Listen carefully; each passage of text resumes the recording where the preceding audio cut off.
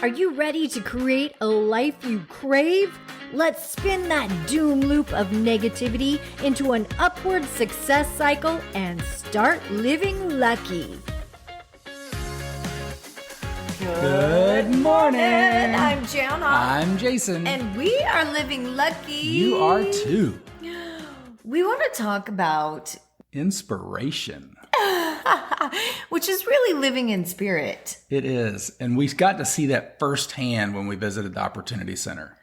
You know, there's something about blocking out the chaos of the external world and really getting inside your inside world. I got goosebumps. Getting in control of your thoughts, your feelings, and lighting up your soul. And when you can do all of that and somehow communicate that with God at the same time, there's something where your soul comes alive. Do you know the feeling that I'm talking about? I do, because when we went to go visit the Opportunity Center, we saw this actually just physically manifest itself right in front of us.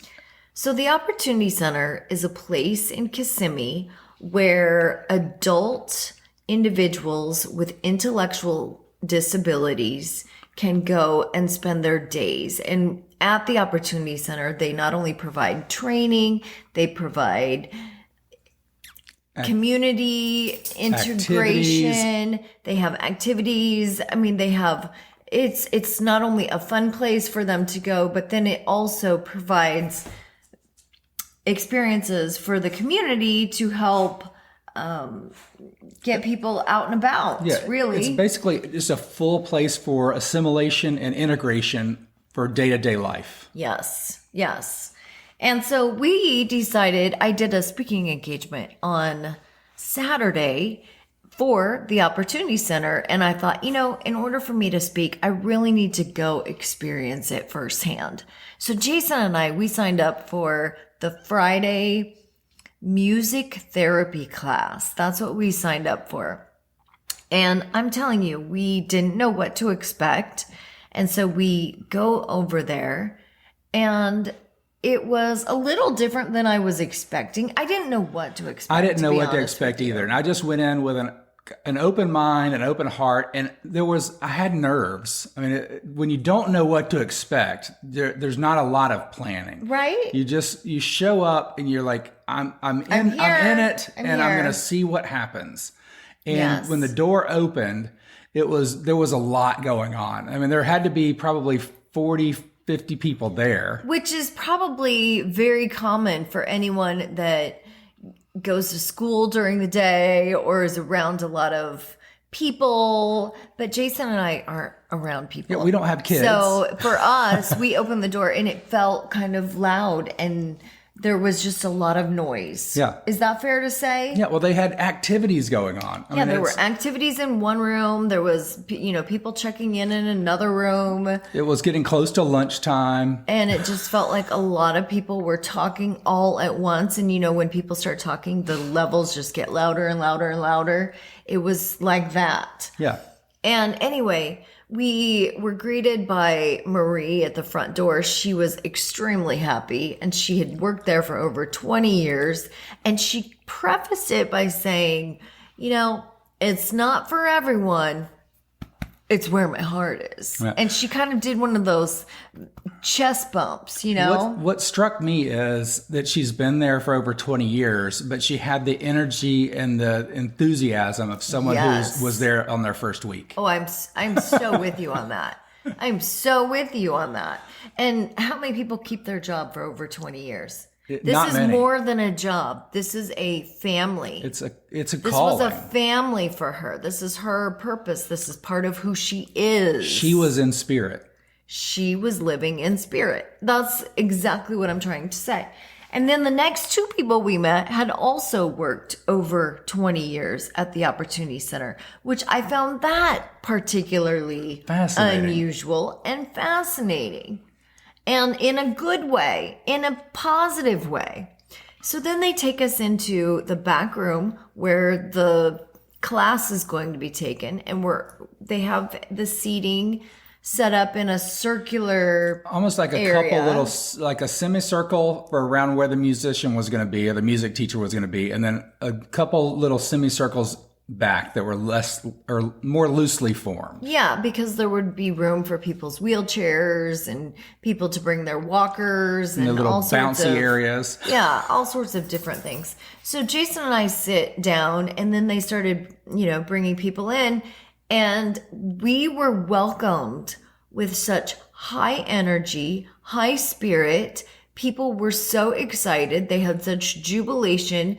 And there was self-acceptance. There was radical, it was unconditional love. Unfiltered love. And it made Jason and I feel so good. And special, yes. Didn't you just feel good? Yes. I felt it was wanted. Filling. We felt wanted and needed and appreciated. Those are good feelings to have. Yeah. And then we sit down. I mean, everyone is in the circle, and we started doing the music class. And they started, first thing they did was they handed out tambourines and drums. And maracas. And scarves.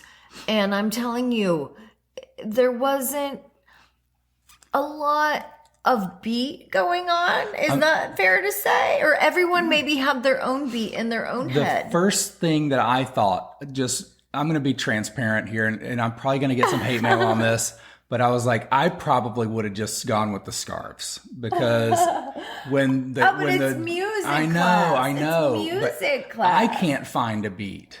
And I think so I start thinking of my own limitations. Oh. And I had trouble keeping a beat, what's funny is no one cared about the beat. Nobody cared. The point is everyone played full out, which encouraged me to not worry about my beat and just have fun and enjoy the music. And nobody cared about inhibitions. They were just like, woo, let's play. Let's play. Now, how fun is that? It brought my stress level way down when I let myself get out of it. Let's stop worrying about perfection. Let's stop worrying about, oh my gosh, what if I do it wrong? Let's stop putting stress on ourselves about what if I make a mistake. And it also brought my awareness up of when I was catching myself in my perfectionism and when I was offbeat. It doesn't matter. It didn't matter. It does not matter. And it allowed me to see how I was falling out of fun and how I was falling out of fun. Falling out of just being in the moment. Exactly. Because we all have these limiting beliefs, and we think, oh, well, you know what? These beliefs are making us better. They're keeping us on beat. They're keeping us in tune to the music. It doesn't matter. Keeping us in the flow of society. They're keeping us from having fun is what they're doing. And my soul has its own beat. Right? Yes. Who cares? So what? So what? Okay, the third thing that happened was there was this man across from me. And he had made it known to everybody that he needed to go to the bathroom. He made it known early. He needed to go to the bathroom now. But he didn't want to miss out on music class. This is his time. And as the class was going, he, started to kind of shift his weight a little bit, trying to make things a little less pressure. Less uncomfortable. Less uncomfortable. It's getting kind of urgent. Yeah. Urgent. Let's hurry this class up because I gotta go. I really gotta go. And then, the nurse would say, well, you can go to the bathroom. You can. Not missing this. I'm not missing music class. This is the good stuff. This is what I've been waiting for all week long. I need to dance. I need to sing. This is why I'm here. And it got toward the end of the class where he was bouncing up and down, and I was like, wow, he must really love music class. He's really got to go. And the music teacher says, I've got one last song. If you pick the pink maraca, we're singing Barbara Ann. If you pick the blue maraca, we're singing Country Roads. And all of a sudden, Orlando, I believe, was another kid's name that yells out, blue maraca. So we sing Country Roads. The man who needed to go to the bathroom sits down, and he found this inner calmness. He transformed literally right in front of our face. No more movement, just this serenity just washed over him. And we all felt it. Everyone in the room felt it.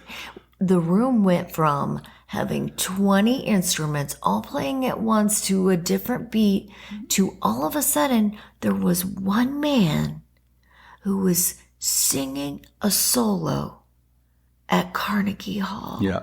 He turned into John Denver in that moment. He turned into John Denver, and he every knew word of that song. Every single word, and he was on tune, and it was beautiful. Oh, just thinking about it now makes me tear up and get goosebumps. I mean, he was saying, "Country roads, take me home to the place where I belong,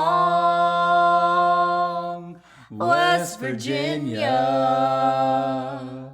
Mountain Mama, take me home, country roads." You could have heard a pin drop. And what I really want to say is that there was a presence in that room. He was tapped on, tuned in, and turned up. Yeah. And the beauty of the whole experience is that when we live in spirit, the way everyone in the room tuned into him, it's what we all look for in the world. We want to find that inspiration. And we all also want to be that inspiration. And it's okay for both. So we can go through the world being the inspiration, and we can go through the world looking for that inspiration. But we need to allow it and not worry about just all the other noise in society, because the noise is happening all around us. And people are generating noise, and they're not in spirit because they're allowing all the noise to affect what they're dialed into. Yeah. It was beautiful. And it just was a moment that Jason and I both felt so lucky and blessed. And we were I just felt lucky. It's a moment I felt like we were living lucky. I won't forget that moment. I won't forget that moment either. I just was in the right place at the right time. And the way he shut out the chaos of the outside and he tuned into his inner world, it's a lesson that I feel like we all need sometimes. Yeah. We need to tune out what is going on outside, and we need to tune in inside, and sometimes tune out what our thoughts are, tune out what we're feeling. I mean, he had to go to the bathroom that entire hour, and all of a sudden he tuned into something bigger, something higher, and it was extraordinary. It was extraordinary. Let's leave it at that. Thank you guys for joining us. My voice sounds a little off because we've had a big weekend. We have had a big weekend. Keep living lucky. We'll see you on Wednesday. Bye-bye. If the idea of living lucky appeals to you, visit us at startlivinglucky.com.